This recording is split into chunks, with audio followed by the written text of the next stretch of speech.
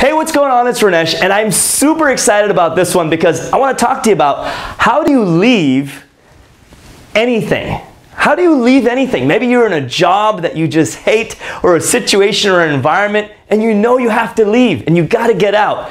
How do you leave that situation? How do you leave that job? How do you leave that current environment that you're in? How do you get out? What's the next step? I want to share 5 big ideas that will hopefully help you leave anything. You know, in today's culture, we're always hearing messages about, you know, you got to stick through it, and quitting is like losing, and losers are quitters, and push through, you can do it, you're almost there. Although those things are valuable and they have their merits in today's world, but there's also a spiritual quality to transitioning out of what you're currently in into something that something that's your greater ambition in life.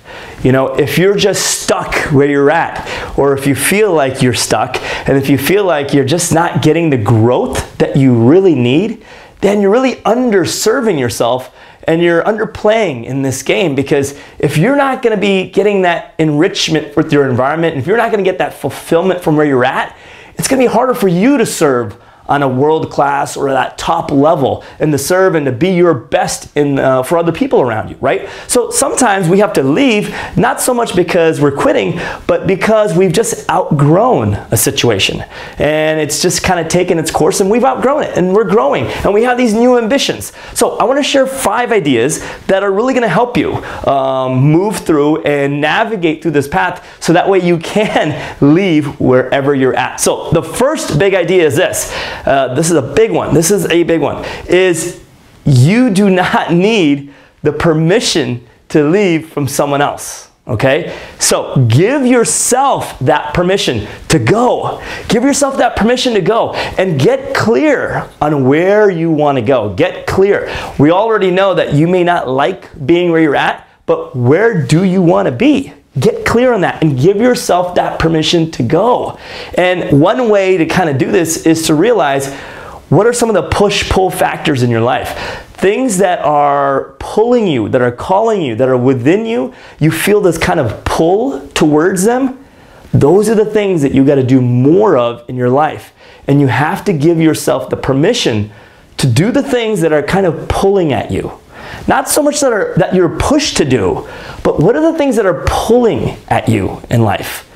Those are the things you have to give yourself the permission to say, hey, I'm going to go. Number 2, once you do that and you get clear and you identify these are the things that are pulling or calling at me from within, then the second thing is you got to set a date. You got to set a date and say, hey, on this day, on this date, I am out. No matter what, wherever I am, I'm out. And then you got to ask yourself, who do I need to become to turn into that person that's going to be capable of leaving or transitioning or getting out on this specific date? Reverse engineer the process, and also hold yourself accountable. And one great way to do this is to tell a friend or someone that's close to you, that's aligned with your goals, not just anyone, someone that's close to you that's aligned with your goals.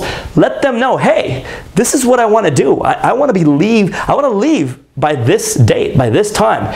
And I need to become that person that can actually get clear and give myself that permission, and become that person that is capable of doing that. Make sure you hold me accountable to that.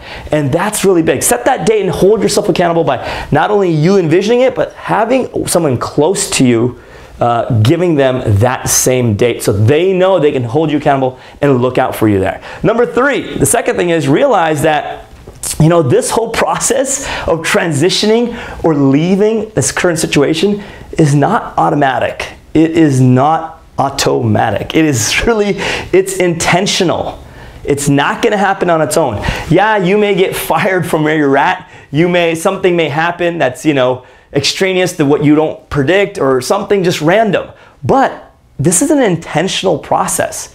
A lot of times people get lost in this thing of, okay, I got to get out of this job or this situation, and they're just kind of hoping in the back of their mind that something random happens that kind of pushes them to get out of that. And that's kind of living your life without intention. It's setting yourself up for being very reactive to the environment instead of saying, hey, I'm gonna be proactive and this is my intention for what I wanna do. And that's important. And get that concept in your mind that, hey, this is not automatic, this is intentional.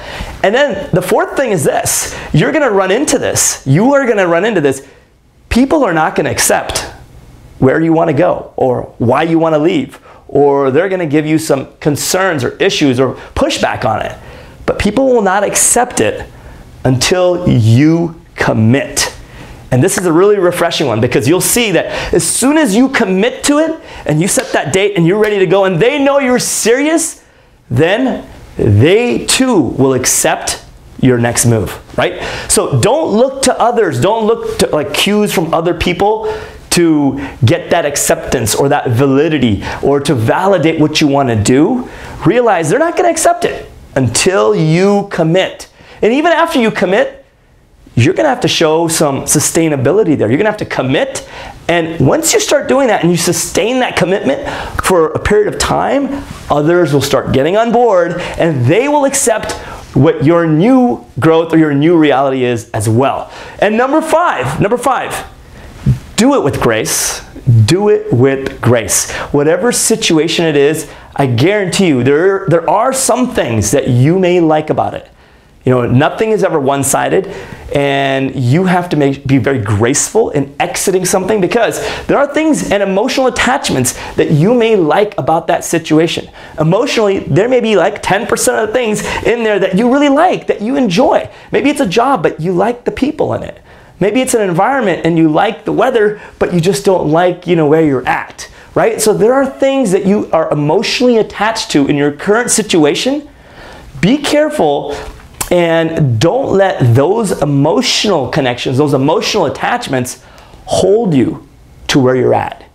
Because you gotta be confident in the fact that those emotional attachments, yeah, they're there, but your spiritual growth lies in getting out of those, right?